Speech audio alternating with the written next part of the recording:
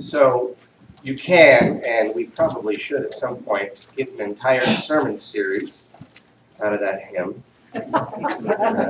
For now, we're going to keep it to 2 weeks. This is Roots Hold Me Close. It's a good place to start. I started here a couple of weeks ago by promising you all that I would go to every committee meeting that I was invited to go to.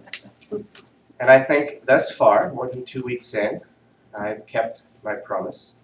I did miss one of Tom Bunch's stewardship chats, but the madman meets every Wednesday. We forgave you.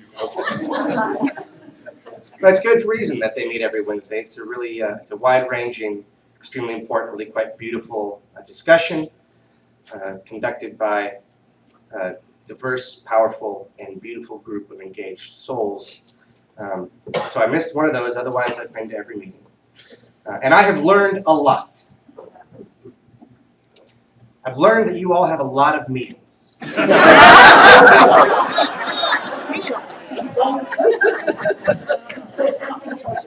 And actually, this is what we expect, right? This is just the beginning, but I've really learned a lot about you all and about this congregation and about myself. And I'm not going to tell you what that is. Not directly, anyway. It would be the fun in that. But if you listen closely, if you actually listen at all, you should hear in my sermons my concern for this congregation and yourselves. And you will hear in my sermons your hopes and your concerns. And without me ever saying so, in my sermons, you will hear your name. You will hear your name. In fact, you will hear your names, plural. There's the one you were given, Janet or Willie or Salim. Then there are the names you have entered into, Universalist, Vista, Congregation, Mountain, Unitarian. These are the names you have voluntarily assumed. And all these names and the relationships and interaction between them will reveal yet other names. Names known only to the initiated. Initiated by engagement in a purposeful life. Names only known to those who seek them. These are the unutterable names by which God knows you and by which you know God, such as it can be said that God is or is not, and such as it can be said that God knows or can be known. And as esoteric as that may sound, it is nonetheless true that if you engage this place and the purpose of this place with the appropriate purpose of your own, you will find nothing less than revelation. You will experience nothing less than evolution.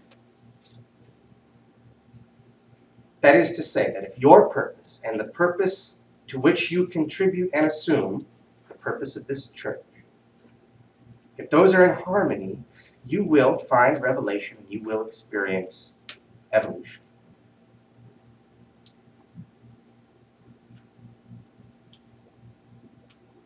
And indeed, for some, this is already happening. That's something else that I've learned from your committees.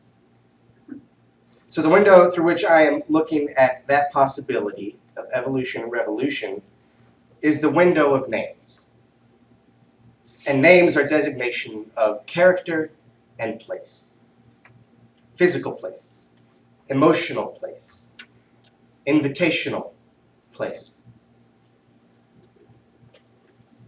Mountain Vista. We are not named for a blessed Savior or a Virgin Mother, although those can be productive myths by which to order your life. Instead of using myths to make our reality, we use reality to make our myths. So we are named for a mountain and for perspective. And upon our walls and around our periphery and right outside these doors is a holy mountain. It's a holy mountain. So why is it holy? It's holy for its history. Abad Da'ag by the Tohono O'odham. The Santa Catalinas by a Spanish missionary. Why else is it holy? It's holy because it sets a boundary. It orients you. Its ascendancy and peaks and lines draw the spirit upwards. Its crevices and shadows draw the spirit in and out, like a lung. The mountain breathes your spirit. Also, like a lung, it pushes air out and draws air up, and as it draws air up, it cools the air, condenses the vapor, and returns it to us in life-giving rain. Its trails and tails and abundant life allow for both release and struggle. It is a holy mountain. It welcomes your pause and invites your participation. It's beginning to sound a little bit like church. That mountain is evidence to the power of the earth and water, and the place and history of people, our significance as well as our insignificance. It is inspiring and humbling. That's what the mountain does. That is what perceiving it does as well, what simply viewing the mountain does. So now, not only is the mountain holy, but beholding the mountain is holy. Perspective is sanctified, or can be. Viewing the mountain is an act of prayer when engaged well. Mountain Vista. So we bring the mountain and the perspective into our name and into our conscience. We bring the perspective into our place, into our congregation. And our place is also holy. Our purpose is a sacred purpose. So what is that purpose? Well, first, like the mountain, our purpose is to be here, to show up. Because we are conscious, we seem to have a choice in how we show up. So our purpose must be refined. Our being must be invited to refine itself. For unlike the mountain, it is possible for us to be here in body only, in object only. So we set for ourselves a refined purpose and we make a promise. And we call this promise a covenant.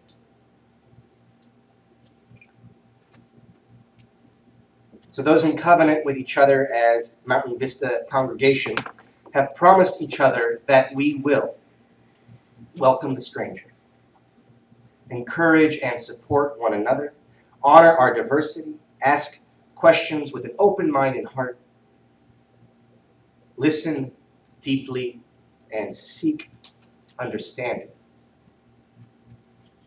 Speak directly and compassionately when we have differences All of this with love as our guide.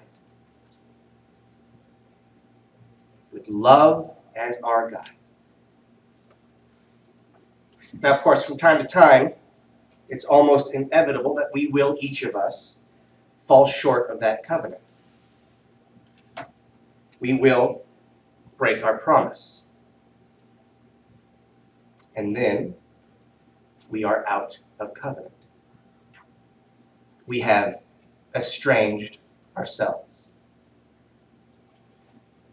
Isn't it wise then that the first line of the covenant is to welcome the stranger? I'm very glad to see forgiveness implicitly in your promise to each other. Forgiveness is incredibly transformational. And this is fitting because the vision of Mountain Vista is to build a transformative community. A community that enhances the quest for personal development and values. A community that commits strongly to serve the needs of all individuals of every age group and nurtures interpersonal and intergenerational relationships. We live by the UU principles and serve humanity and the living earth. So this is who you are, or who you strive to be. This is the purpose with which your personal purpose may harmonize in order to find revelation and experience evolution.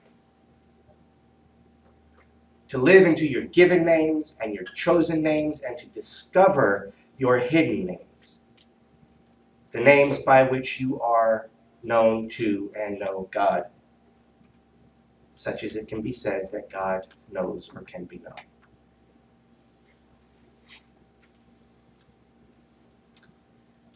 Are you serious? This is your covenant and your vision. You wrote them or adopted them. They are powerful from the right perspective, the holy perspective, the Vista. But are you serious? Why would you take this on? Why choose this path? I mean, do you want to take this path? It's an awesome path.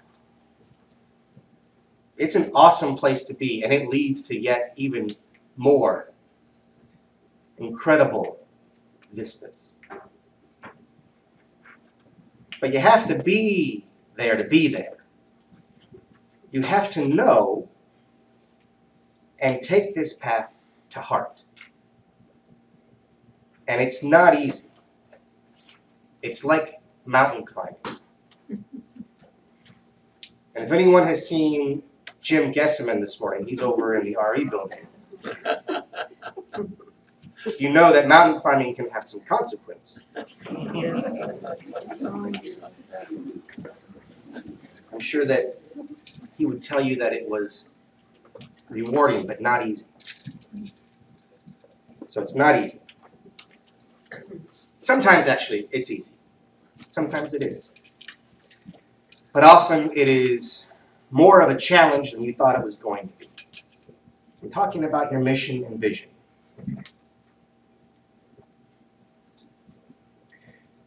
But when it's more of a challenge than you thought it was going to be, and you still commit to it,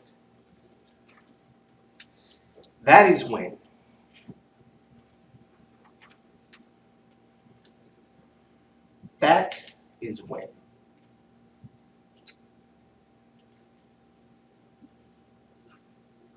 well, will you tell me when you find out? So part of your vision statement, part of our vision statement, mentions living by Unitarian Universalist principles. And this also brings us back to two of those names that you have chosen for yourselves. Unitarian and Universalist, and Unitarian Universalist.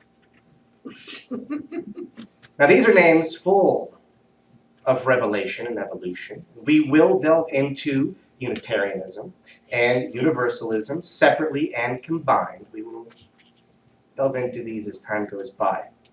The history of our faith actually is really interesting if I can manage to tell it right. So we'll get to that. Incidentally, for those who may not know it, the Unitarians and the Universalists, for most of their history, were separate faiths. And then, as time passed, they realized that they had more and more things in common. They decided to merge and become one strong body. Now, as prelude to the merger, and in many ways as a test of the merger, the task was to distill a sense of what this new but old faith would be. And so the nascent Unitarian Universalists invoked a holy gathering, which is to say they formed a committee. It's funny and true. And this committee came up with the 7 principles, or distilled the 7 principles. A committee. You could rest assured it was not without controversy. It was hard work. In fact, it almost derailed the merger. It's another sermon, but there was a very important pronoun. A pronoun.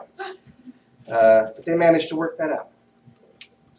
And in the end, they came up with our principles and purposes. A brief document of intent that I believe can be incredibly profound if you engage it from a holy perspective, if you go deep with it. And we will. We will do just that here in the pulpit and probably in some midweek RE classes, religious education classes, or experiences. We'll go deeper. Right now, I'm interested to know if you know the principles. There are 7. And I'm willing to take comment. So, anybody, give me one principle. Okay, we got that one. Democratic process. What was that? I heard democratic process. Interdependent web. Got that. Encouragement to spiritual growth in our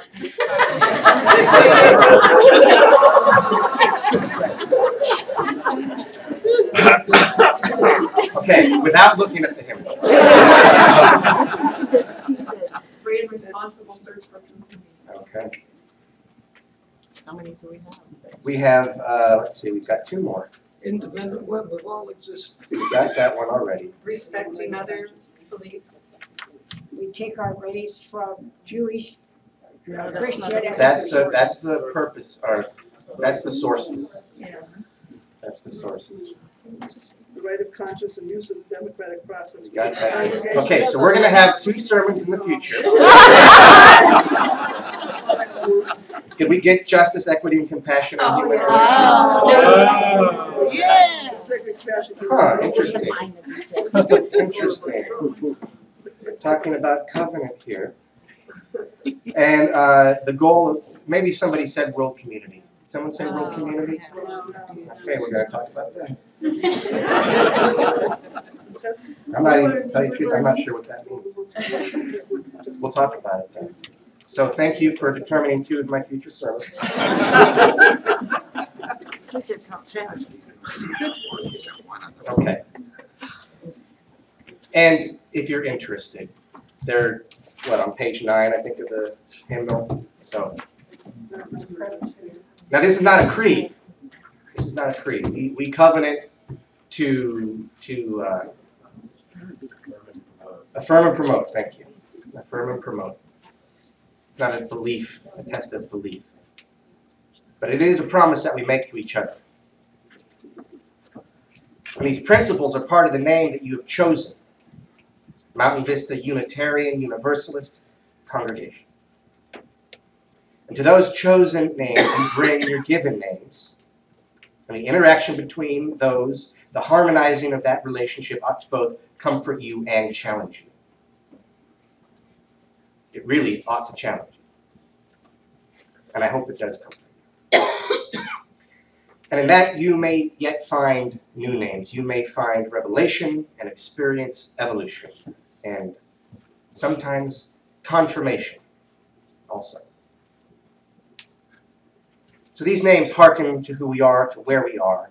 They are our roots. They are our foundation. They ground us. They hold us close. And next week, we'll talk about what these roots allow us to do. We'll talk about our aspirations.